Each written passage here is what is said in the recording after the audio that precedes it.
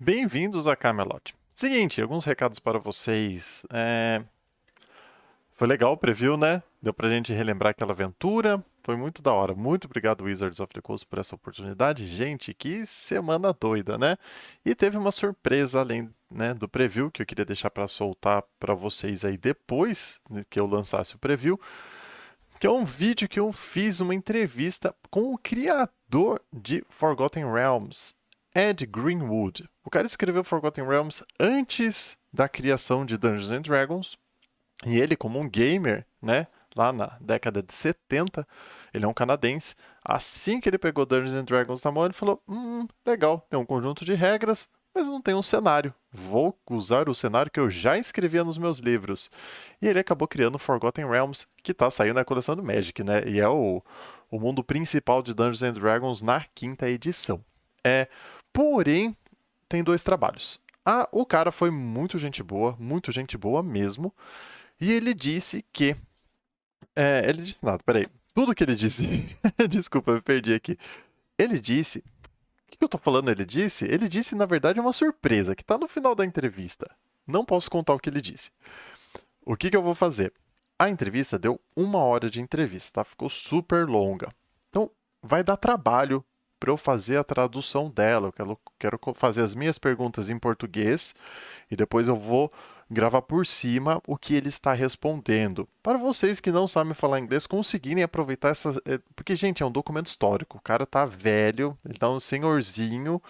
Então, eu quero manter esse documento histórico aqui, no português brasileiro, né? Para que nosso público aqui do Brasil possa ter acesso à mente do criador do Forgotten Realms. Então, eu vou colocar agora na íntegra essa entrevista em inglês, tá? Mas fiquem calmos, estou saindo de férias.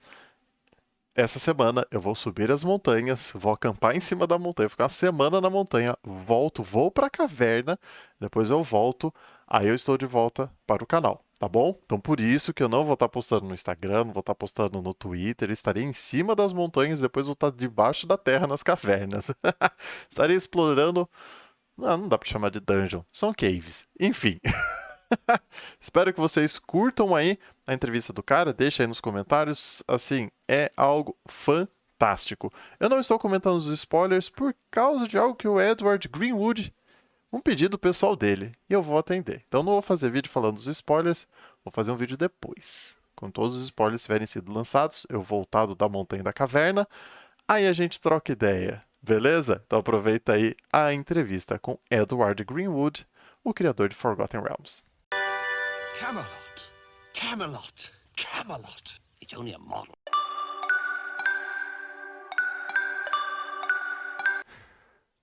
Okay, cool. Alrighty. It is very nice to meet you, sir. And likewise. Hi. So, can I call you Mr. Greenwood or just Ed? Ed's fine. Mr. Greenwood's my dad. All right, thank you very much. Okay, Ed, did you know you had fans in Brazil? Yeah, because I worked with a bunch of them in the past on other games. But yes. So they told me, hey, we have to translate into Brazilian Portuguese because there's lots of people here who want it. But beyond that, no, just that. That's so nice. Have you ever been here? Once I was a little kid, like 5 or 6 years old, and it was basically seeing an airport. You know, airplane lands, stopover. It was so long ago that all the planes had propellers. Oh, wow. Yeah, I'm old, and I was a little kid. And when you're a little kid, you basically just want to know where the bathroom is. Yeah, Land in an that's right. airport, where's the bathroom? You know. So I didn't really see the country. hmm All I've seen of Brazil has been on television, and it's mainly been Ford City type thing, and the Amazon, and boating down the Amazon, and wrestling anacondas, and all that stuff. And an Embraer presentation about Oh, the yeah. airline factory. Yeah, hmm and so I haven't had anything in between. I like see. looking at how people live and, Mm-hmm. you know, Yes, because like, and that's my fault because I never been to the International RPG convention here in Brazil, and they have a very nice one here, and I thought like you could have been here on one of them, but no. no, it doesn't. Most people don't know it. I have a day job, Mm-hmm. and always have had, and they've been pretty stingy about letting me have time off. It's sort of like, what are you doing this crazy gaming stuff, as opposed to, because it's a public library, so they expect me to be there on the desk. Mm-hmm. So So my time is rationed. So yeah. so you still work on the in the library? Oh yeah, always have done all the way through. I took 1 year off on sabbatical when my wife and I were like adding an addition to our house because I had like 300,000 books Mm-hmm. and I wanted to make sure that the addition right, and I had to be at home to supervise, and so it was a nice breather. But aside from that, it's been, 45 years of commuting 100 miles a day to the day job and back again and doing all this gaming stuff. That's so nice. Yeah, well, it's fun, but as you can see, it wore me out. I got old. No Uh-huh. more virility, no more dark hair, no more energy. But that's part of life. So, Yeah, I suppose. Yeah. you are the creator of the Forgotten Realms, right? Yes. And how, when, and why did you write it?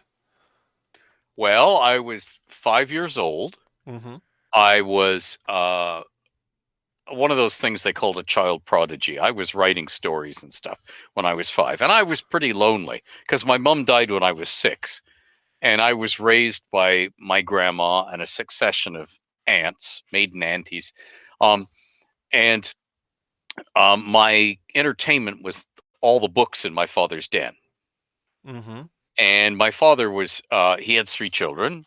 He was grieving, and he had a really busy job that had to do with NATO and, stopping the world from becoming a A-bomb war.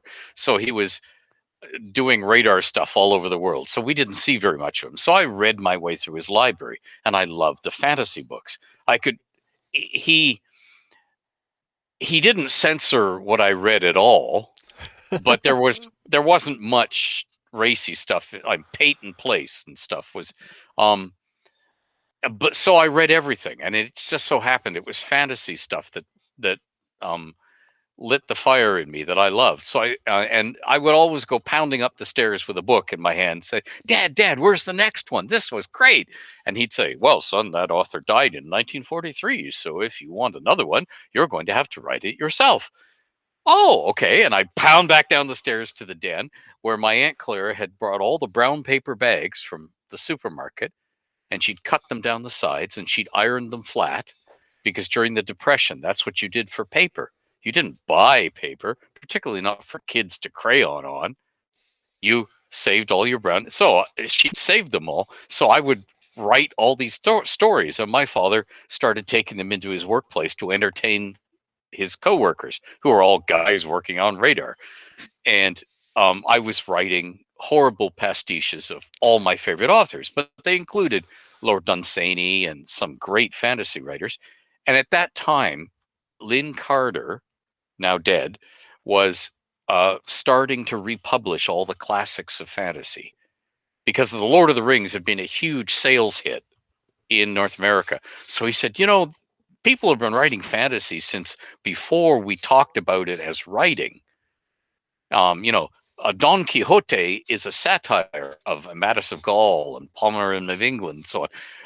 Why don't you republish all those? Like, they're out of copyright, they're free, and people would love them.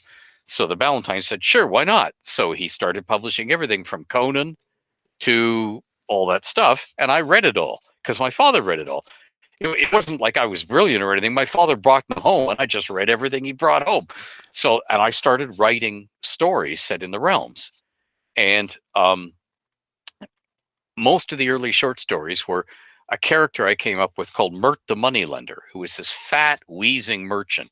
He was a cross between Shakespeare's Falstaff and the science fiction writer Poul Anderson's Nicholas van Ryn from the Pulsotechnic League, who is a sort of Flemish Dutch space trader who swindles people a lot. And then there was a guy called Guy Gilpatrick who wrote a series of short stories about a drunken Scottish engineer on a tramp steamer called Glencannon. And the tramp steamer went all over the world carrying cargoes.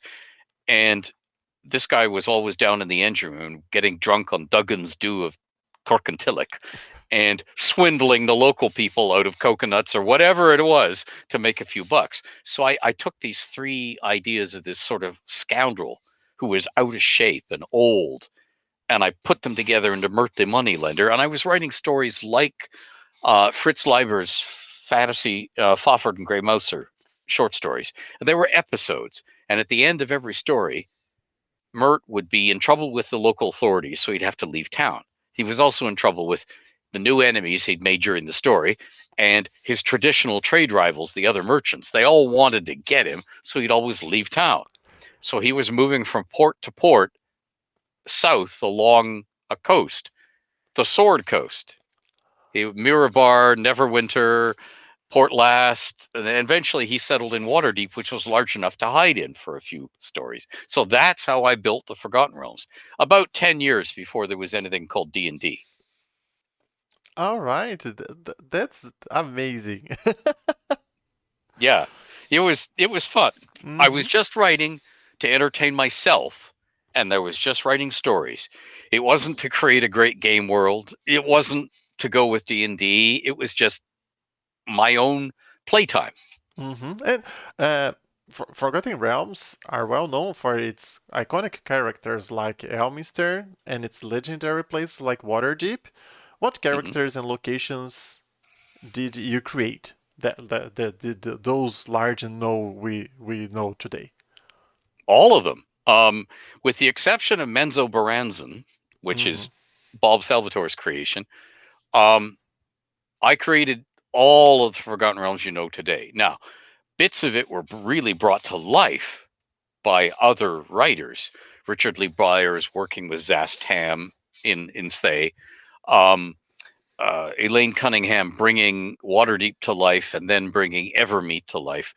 A lot of people have set their books in a lot of corners of the realms and sort of put in their own characters and breathe life into them. But everything you see on the map, pretty much, with the exception of Maztica and the Moonshays as you saw them in the published realms, which are Doug Niles' Albion campaign for TSR UK, they sank my Moonshay Isles, which were sort of like the Hebrides or sort of like Earthsea by Ursula Le Guin, and they dumped his continent of the Moonshays on top of them, and that became the Moonshays.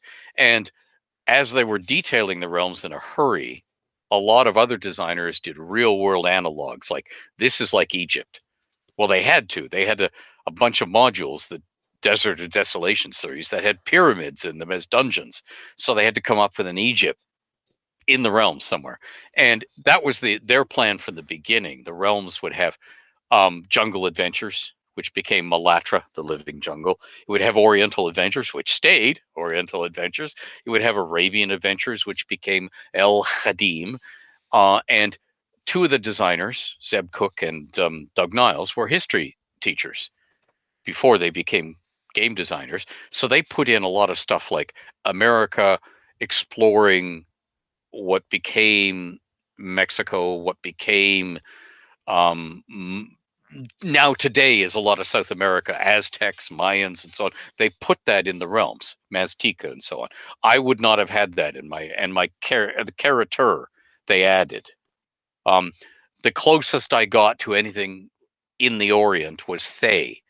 And Thay to me was sort of like, do you remember the character Moondragon from Marvel Comics? She shaved her head before anyone else shaved their head and wore these low cut gowns with big flaring green shoulder flaps that stuck up as high as her head, sort of like Doctor Strange wears this stand-up color. Okay. That was as close as I got to the flavor of anything in the Far East in our real world. I don't like direct world analogs in the realms. To me, it jolts you out of my fantasy world into either historical real world or Hollywood misunderstood real world.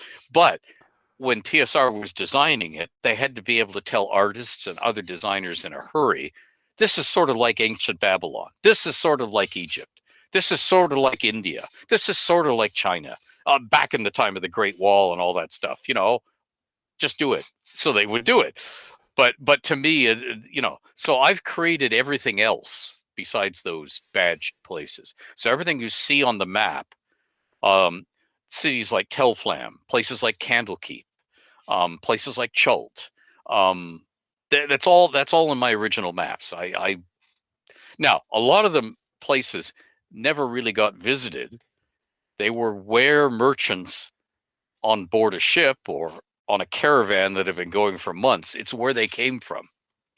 So you knew that this place sold spices to Waterdeep, or this place had lots of gold, or this place had carved ivory, or whatever, as opposed to going there in stories. But it was all part of my original realms.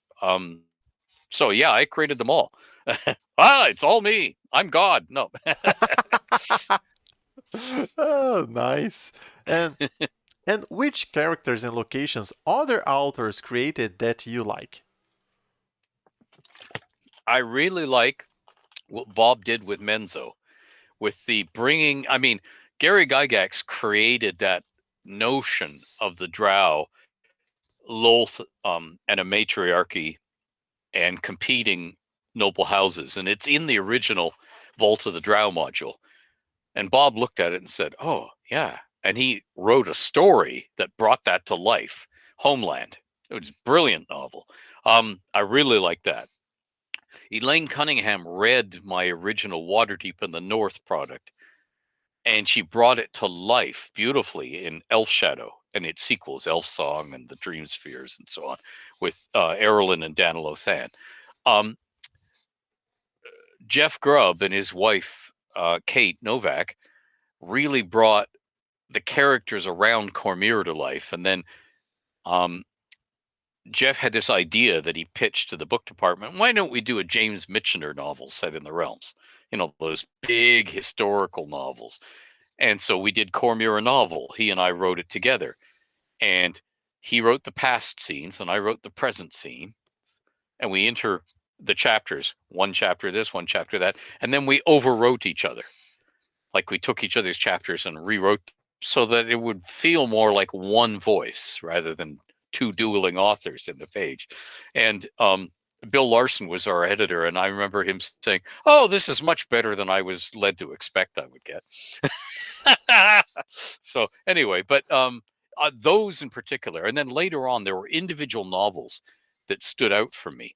Rosemary Jones wrote City of the Dead in the Ed Greenwood Presents Waterdeep series of novels, and these are all standalone novels but set in Waterdeep. Erin Evans, who's a great writer, wrote The Godcatcher in that series, and then she went on to write this new series called the Brimstone Angels series with Farida, and that's the first time I'd seen tieflings properly handled in fiction. So they really came to life as people, not monsters, and that really worked for me. I really love those. Years and years ago, noted fantasy author Lynn Abbey, who was one half of Thieves World when it started, Lynn Abbey wrote The Symbol's Gift set in the realms. And I thought that was a really good book. And yeah, there have been lots of them. I mean, I think there's close to 500 realms novels by different people. A lot of them by Bob, a big chunk of them. But I love them. They're fun. There's a lot of things in there I would never have written myself, but that is a delight to me because it's the only way the world I created can ever surprise me. Yes, and as a fan and as a player, as a DM, I would like to tell you, I was a DM for a campaign, for an evil group campaign set in Uh-huh. Neverwinter. Uh-huh. Yes, And that would work. yes, and there was a lord from Luskan, and he was hiring these bandits, this group of bandits, to overthrow Neverwinter. And the players were those hired bandits. Haha, I love it. Okay. Yeah, that would work. Yeah. I mean, that's the whole delight of the realms. It's now all of our world. It's not my world anymore. It belongs to everybody. And everybody does their own thing in it. Um Sometimes that's scary, but it's also good because if it was just my world, I'd be the bottleneck.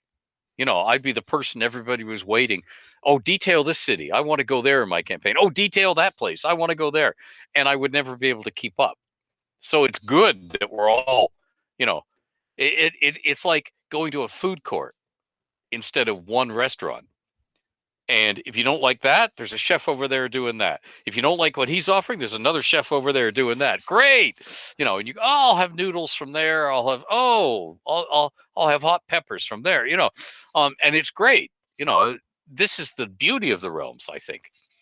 Yeah, I totally agree. And okay, so you said you wrote Forgotten Realms before there was D&D existed, Mm. and then when did you start playing D&D? I started in 1975. And back then, there were just 3 booklets, Monsters and Treasure, although, there wasn't even a little white box to put them in yet.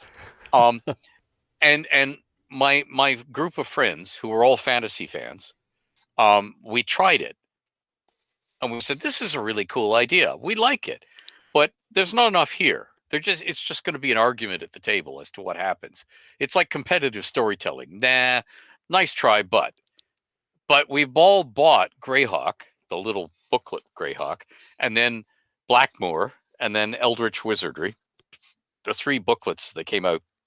And Greyhawk had beholders in it, and it had blast spheres, and it had lots of really cool stuff, magic items, Vorpal swords, and oh, this is cool. And it added the thief to the game.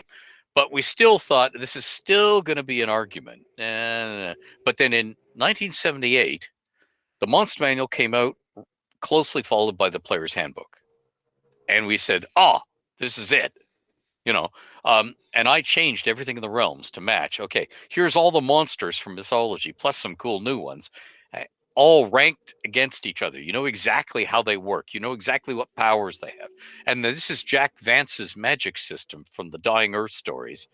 The concept of, you memorize a spell and impress it on your brain with great effort.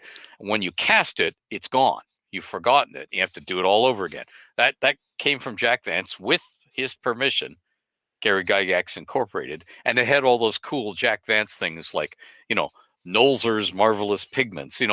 Spells had these really cool triple-barreled names, which is something that it came from the Dying Earth. And we said, okay, this is perfect. And we started playing D&D then.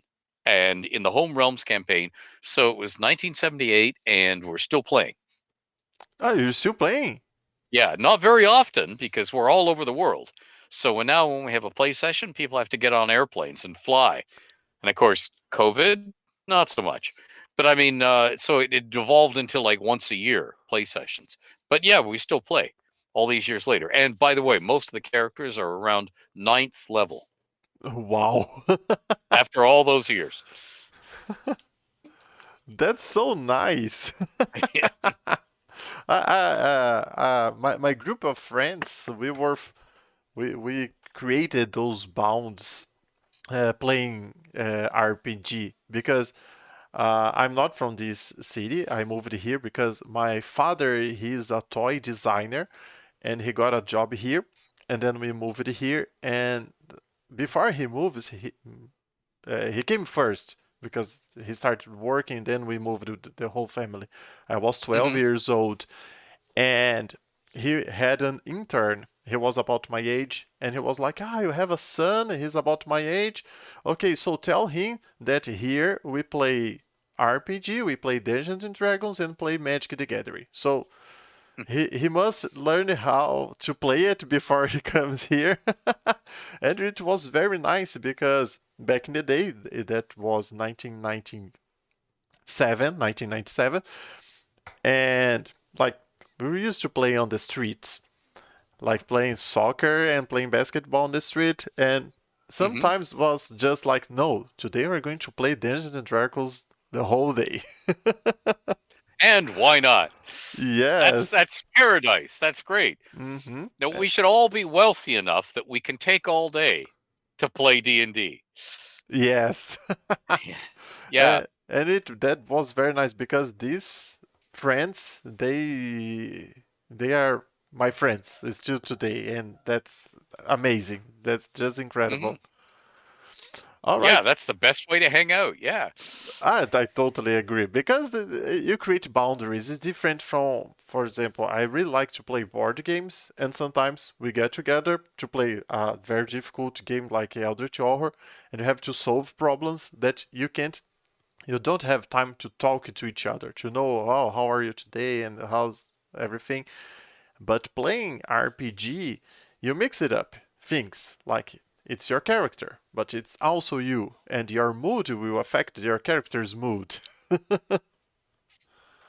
So it's Yep. more personal, and it's very nice. And Yeah. when was the last time you wrote something for the Forgotten Realms? About 10 minutes ago. Nice. Seriously, because um, a designer who's working on a product for Dungeon Masters Guild, I'm helping him, and he just posted a question, so I answered it. And I answer on Twitter. I am the Adverse at on Twitter, and people ask me all sorts of realms questions Mm-hmm. from all sorts of little details of the weather and the geology and who is so and so's mother and this thing on page 36 of this book that was published 40 years ago, why do they call it that, that sort of thing. So I answer everything I can answer. So yeah, I'm constantly at work on the realms. I never stop. Now the novel line ended in 2006, I think 2016 was my Mr. last realms Daughter? novel. um let's see. Death Mask was my last Mm. Realms novel. Now HarperCollins has since engaged Bob to write a new trilogy. Relentless, Boundless, etc. And there's another new trilogy after that.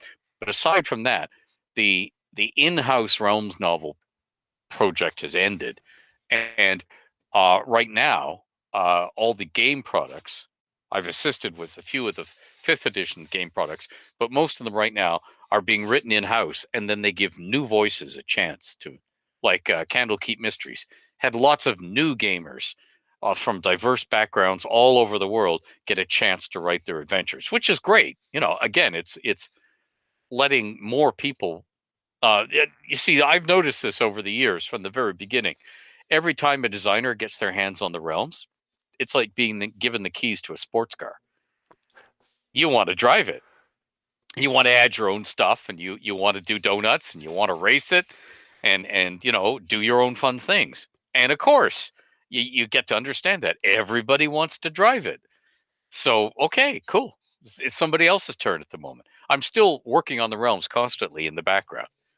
There are sages of the realms like Eric Boyd and George Crashos who look at little inconsistencies and little questions and mysteries in the published stuff from 30, 40 years ago and recently, and we concoct explanations, and we add new words to elvish tongues and dwarvish tongues, and so that if somebody needs an inscription for a treasure or a book, we can say, oh, in Elvish, you'd write that like this.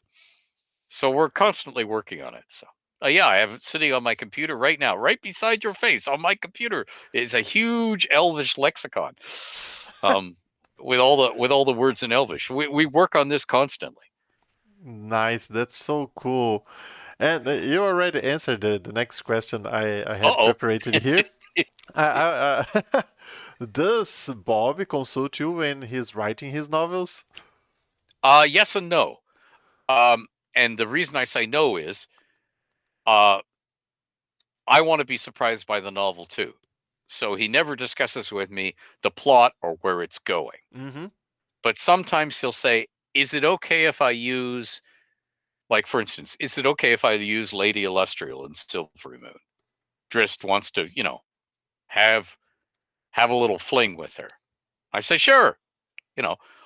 Or he'll say, oh, I'm going to be messing around in such and such a place. You didn't have any weird plans for that, did you? You know, and I tell him what I know or what lore there is, and then I sit back and wait for the novel. Yeah, I don't, I've never ever wanted to step in and say, right, put this in the novel, don't put that in the novel, because I want the best novel he feels like writing when he's choosing the story. And I for any Realms author, I want it that way, and that's been the joy. I have almost never come across the thing where this doesn't feel like the Realms to me. Almost always when somebody writes something, I go, yep, this feels like the Realms.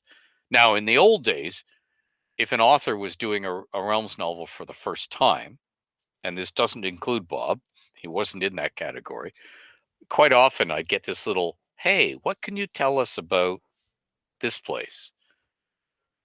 And you can't tell anyone. This has to be secret. Oh, somebody's writing a book. Yeah, but you didn't hear that from me. And then I hand in what lore we have.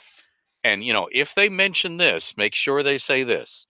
And then I step back because I want the enjoyment too. Now, in later cases, there were some occasions where somebody would hand me a finished novel, and then I would review the book in effect, say, that lore is wrong. You said the wrong thing, but it's okay. You said it as the character, so the character might be made a mistake. But if you say it as the narrator, we got to change it. This sort of thing. But other than that, I want people to write their own novels, No. because that makes the realms richer. Hmm. You know, That's so nice of you. it's how a shared world should work. All I'm trying to do is make sure the tapestry is woven together. Well, it's like a quilt, Hmm. where everybody makes their own square of the quilt, and I'm just making sure the squares go together. Hmm. There's no holes. And that must be the feeling when you're the father of, I don't know, someone very famous. Everyone wants to hang out with your son and like, okay. Yeah, exactly. Um, yeah, it's not like I'm an athlete Hmm. or a model or an actor. People aren't checking my whatever it is, Tumblr or Instagram, to see if I've lost weight or look good in a bikini. That's not happening. Thank goodness. You know, People don't want to know who I'm sleeping with. People don't want to know what restaurant I ate in. People don't want to buy my new gin or whiskey or whatever. I'm just a gamer, Hmm. and I can go to a convention and sit down with other gamers and have fun playing a game, and I can lose. And it's just fun because that's hanging out with people. That's what I want to do. Nice. That's very nice. And besides Forgotten Realms, what other worlds do you enjoy playing? Um, hmm. I love a good game of Cthulhu, the Lovecraftian horror. Um, I am working right now for a fantasy city for Fate of the Norns, and Fate of the Norns is a Viking role playing game, and the city is Athcliath, which is Dublin, real world Dublin in Ireland. When the Vikings conquered it, they conquered it at around 790 AD, Hmm. and they ruled there for about 30, 40 years before they got pushed out again. And the game is set in 835 AD with a Viking king, the one-eyed king, on the throne of Athcliath. So I'm doing a box set, which will be a complete detailed city. And one of the ways of making sure there's no holes in the design is to role play in the city and have players try and steal laundry off lines, um, go and swap something. Hey, I've got 6 sets of slightly used armor, just a little blood on them. How much you give me for them? Because I would really like to get some poison, you know, sort of thing. So, it makes sure that there are places in the city where you can sell the armor and buy the poison. So, uh, so I'm playing that. I always liked Amber, the diceless role playing game. By the way, Fate of the Norns is also diceless. You weird runes. You throw tiles with runes on them, or pick them Nice. from your bag rather than rolling dice. Yes, and you already sold it to me because I'm a huge fan of Bernard Cornwell. Okay, very good. So All right, you can imagine it. nice. Okay, well, um, look on Kickstarter hmm under the name Andrew Valkauskas, Valkauskas, and you'll see all of the earlier Fate of the Norns Kickstarter releases, so you can look at them, and that'll take you to the Fate of the Norns page, and you can actually look at the game to see Nice. what you see what it is, hmm because like everything else in gaming, when you buy the books, they're not cheap. So it would be nice if you get something that really lights your fire. So that's one of the things I'm working on now, and thanks to COVID, everybody across the world is dusting off their pet projects they thought they'd never have time to do. And they're all, yeah, excellent. And at the same time, they're all doing stuff. So I'm doing DM's Guild. I'm doing a Thay product. I'm working on a Rashomon product with other people. I've got a new Volo's Guide to a city you've never seen detailed before. There's all sorts of. I've just finished helping Steve Fiddler of Vorpal Dice Press do Amaroon's Almanacs, and Amaroon is the granddaughter of Elminster, and the Almanacs. She visits deserts, she visits mountains, she visits swamps, she visits, and so it's all the different biomes of the realms, and you get a little booklet with all the special plants and special monsters that are specific to that. So if you're ever traveling over land in a campaign, you can just grab one of these booklets. And so I've been working on tons of things. And I also, I love writing stuff outside the realms. Right now, there's an anthology of how much can I say about this? I don't know. A bunch of fantasy authors I love and work with are all writing stories, and I'm writing one too, which is Grimm's fairy tales, except in a different genre, like a Grimm's fairy tale retold as a Western, or a Grimm's Mm. fairy tale retold as a noir, mean streets, gangsters with Tommy guns and cigars, or that's mine. Uh, so we're all having fun with. There's all sorts of projects like that coming out. hmm That one's I think called Grimmer Tales. But anyway, yeah, there's tons of stuff that I'm doing 12. I'm doing 16 projects at once now, but only 12 front burner ones. I'm working on computer games. I'm working on stuff for Hollywood, but I am not allowed to tell you about that. What else am I working on? Oh, I'm working on, it's tons of stuff. I'm looking around your face because I've got a big screen on my computer, and all the stuff I'm working on, there's a little file for each one, or a shortcut on my screen, and I'm going, oh, I can't tell them about that. Oh, I'm not allowed to tell them about that. Can I tell them about that? No, I can't tell them about. It's all over the. Oh, so cool. Uh, as I told you, I really like to play board games, and I have a friend, and he is a very good painter, and we are a huge fan of Lovecraft stories, and we are working on a dungeon crawler based on Lovecraft creatures. Oh, nice! hmm I'd love that. Are there tentacles? Yes. And I will probably release a digital copy and I send you a link on Twitter to Oh, check it sure. out. Yeah, I'd love to see it. Yeah, this is cool. I'd love to play that. hmm There one of the games that was a favorite years ago. the old first edition of it by Chaosium, Arkham Horror, Mm-hmm. the board game. We Yes. used to play that all the time. Yes. Now I still buy all the releases that Fantasy Flight is doing now, Mm-hmm. but I still like the old simple original. I never played. I should. I must. It's a lot of flipping counters because if you don't kill the monsters, they just keep going around the track. So doing a move is and the counters are two-sided, which was very smart of them because when you move a monster, you flip its counter over. That way you know that you've moved them all. Mm-hmm. Because if you don't kill all the monsters in a hurry, you can have 50 counters moving around the board every turn. Mm-hmm. So, Okay, so talking about gamer to gamer, have you ever met Richard Garfield? yes. And in fact, he showed me some of the original Magic cards, which were little green pieces of cardboard only about this big with no flavor text, Mm-hmm. just the name of the card and what they did.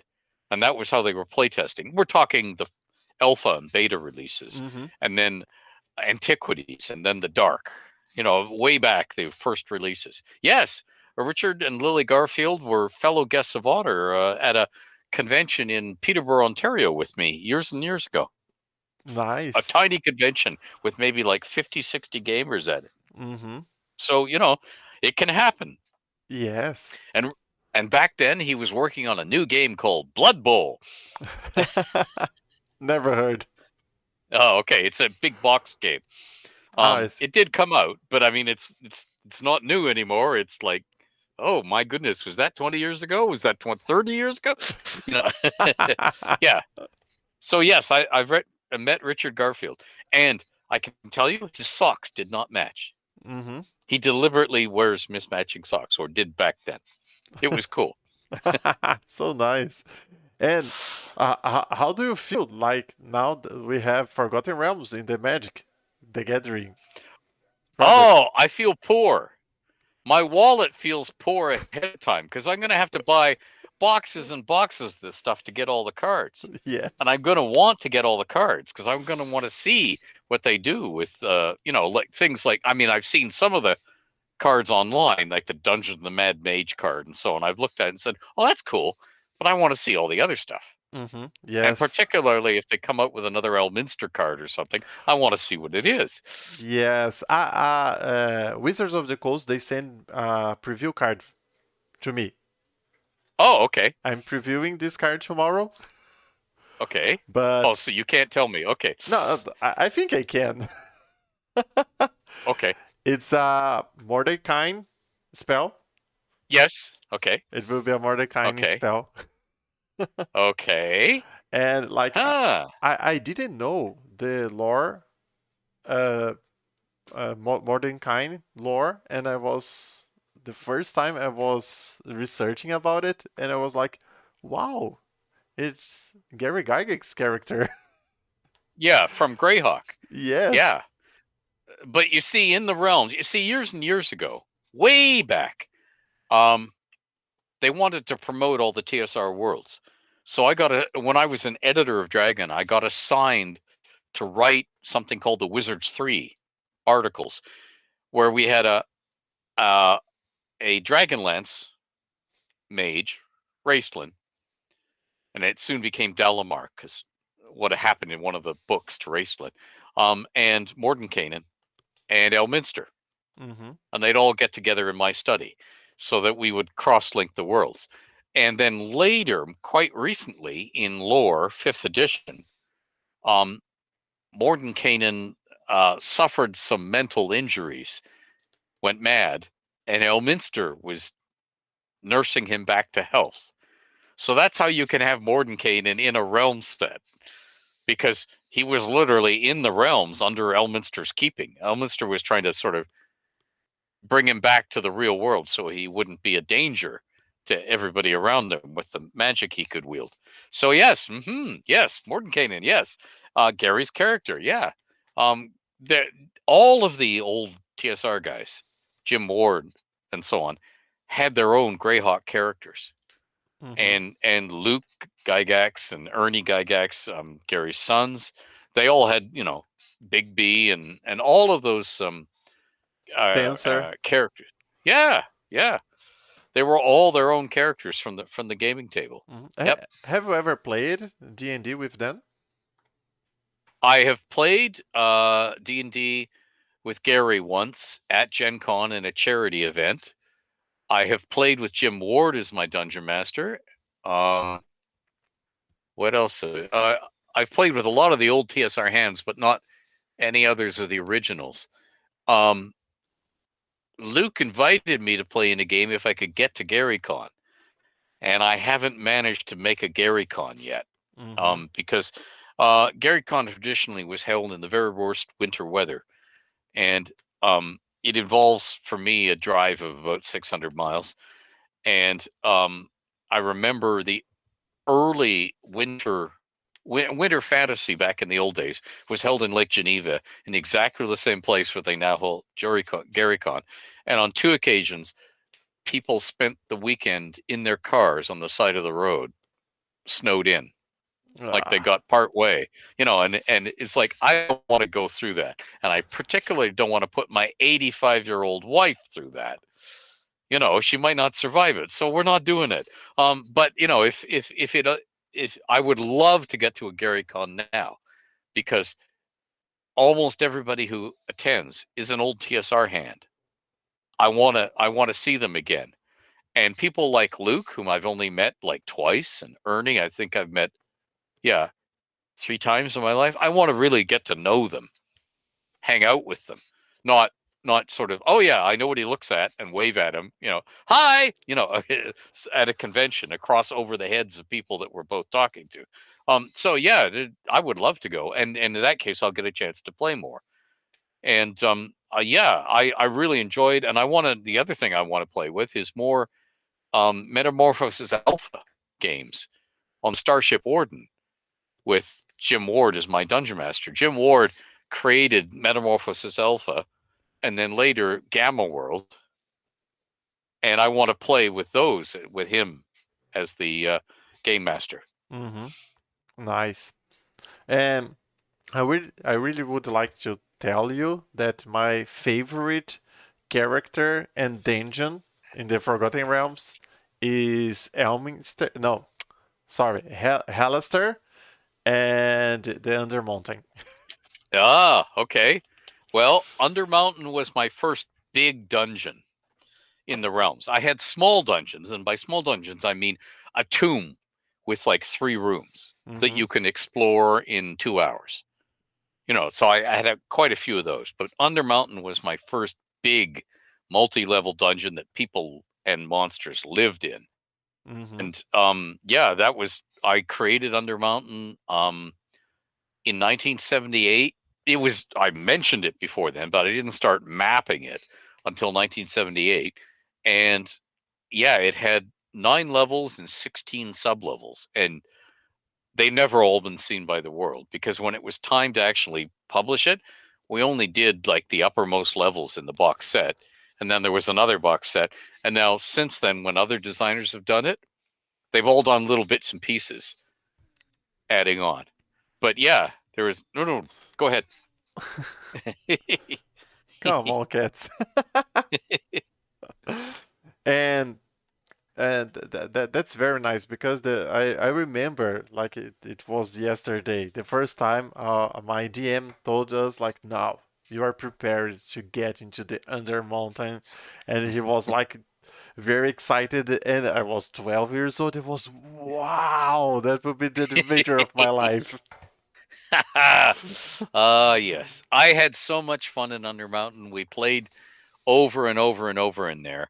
And the one regret is every product we've tried to cover too much of Undermountain, and we haven't put in all the details.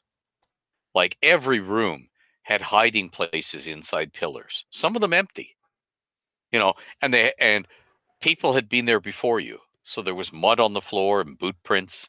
They dropped their torches when they ran out and it burnt out. There were little notes to, the equivalent of buy milk before you come home. But there were little notes like that all over the dungeon, and there was interesting stuff.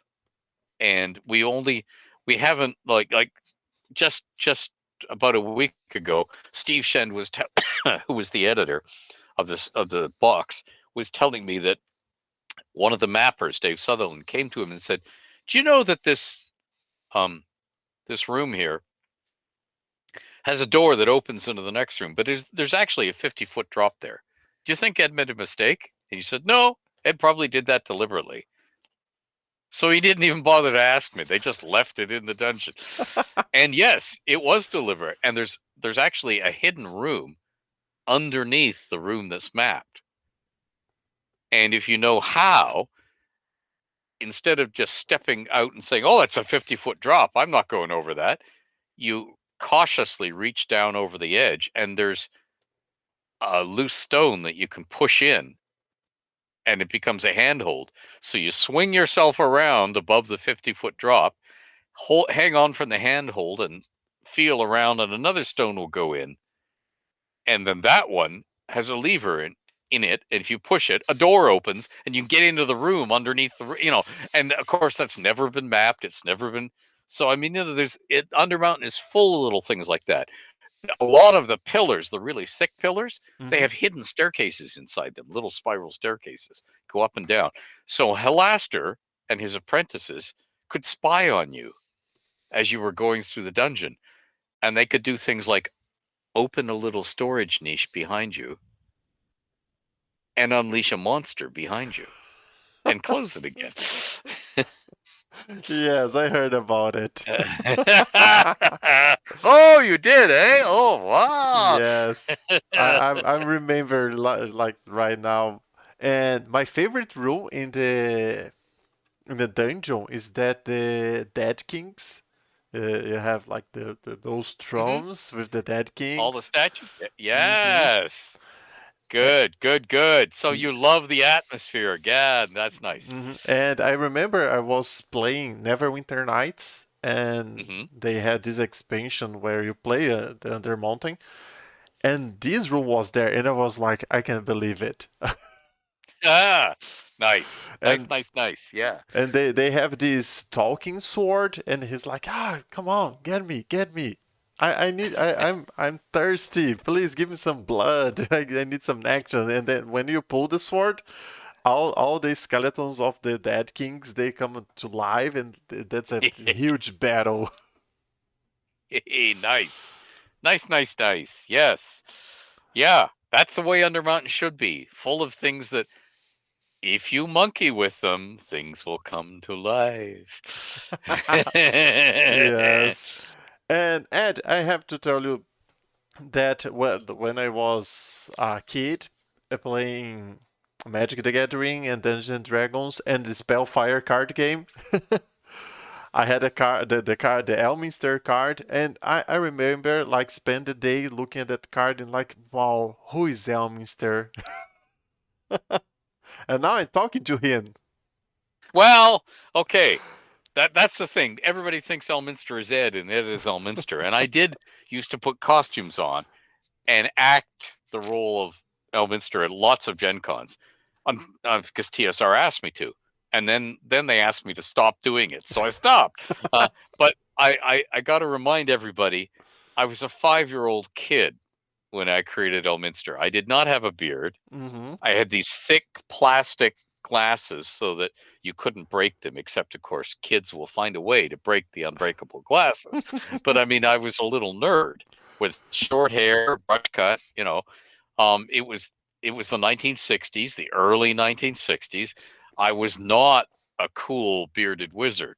I have become Elminster.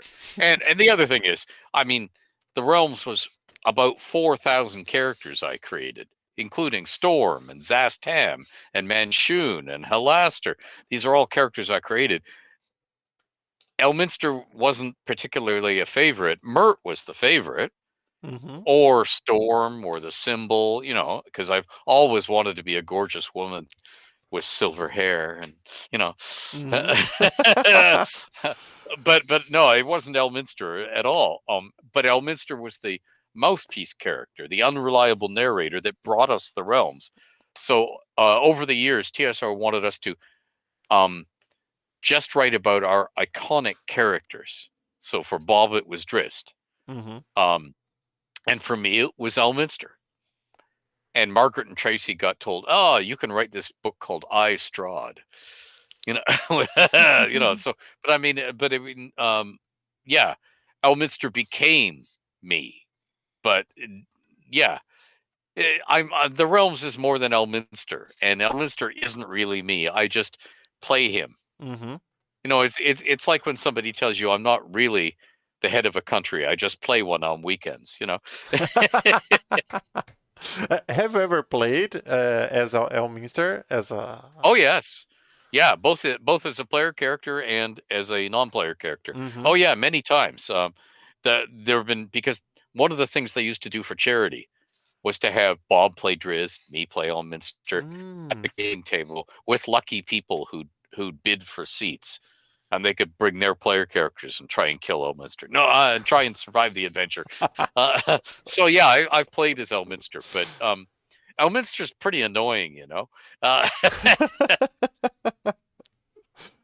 don't know if I want him in my party, I like his cleverness.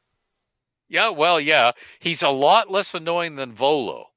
Oh, yes. Volo is you don't want to be anywhere near Volo, because Volo's the guy who sees a sign that says, "Don't push this button," and he's pushing the button right away. That feels like Volo. Yeah. All right. So, thank you very much. Thank you very much. Oh, my pleasure. It's like I'm telling like to everyone around me that's unimaginable, because I'm just a little guy here in a small city in the countryside of Brazil who plays D&D, and it happens that I have a YouTube channel. And like when they said that it would be the Forgotten Realm set in the Magic the Gathering, it was like, wow, that's the moment of my life. Ah, excellent. But you see, that's the same way. That's the way it should be for everybody. Wherever you are in the world, you should be able to have fun in gaming right there. That's what the internet brings us. You're no longer frozen out of it because you don't live in a big American city. I don't live in a big American city. I live in Canada, and I live in the countryside, in bad rural internet connection country, with farms all around me. But I can be part of it too now. And yeah, that's the way it should be for all of us. Yes, that's true. Whoa. I don't know what I did here. Where's the image? Uh-oh. Oh, you're back. Okay. No, I'm still here. My monitor it's a TV. Oh, cool. Okay, sure. Why not? And that's the other thing. You cobble together whatever works for you. Yeah, yeah, and that's the way it should be. Gaming should be for all of us. I'm just a gamer like anybody else. I'm not special. I just got lucky that they wanted to publish my world. And then I stuck around in gaming and went on gaming because I love it. So you too can do it. You can write your own world. Thank you. Thank you very much. Thank you very much. It's an honor. It's a huge honor. My pleasure. Great talking to you. Let's do it again sometime. Sure. Maybe when the set comes out, we both get to buy cards and we can go, what's this card? What's that card? I don't know. I like the idea. We should do it. Okay, sure. Okay. Nice. Oh, cool. Like you can explain the lore to me about the Sure. characters. Like, oh, who is this? Sure. Yeah, why not? Okay, we'll do that. I like it. So it's a deal. Okay, cool. Thanks. Oh, thank you very much. This will be a video. It's okay to you if Yeah, I recorded go right everything? ahead. All right. Yeah, that's fine. Of course it's fine. All right. Yeah. Thank you very much, Ed. Okay. It thanks. was very nice to know you. Yeah, thank you. Likewise. It was fun. So, see you next time. Okay. Bye. Bye. On second thoughts, let's not go to Camelot. It is a silly place. Right.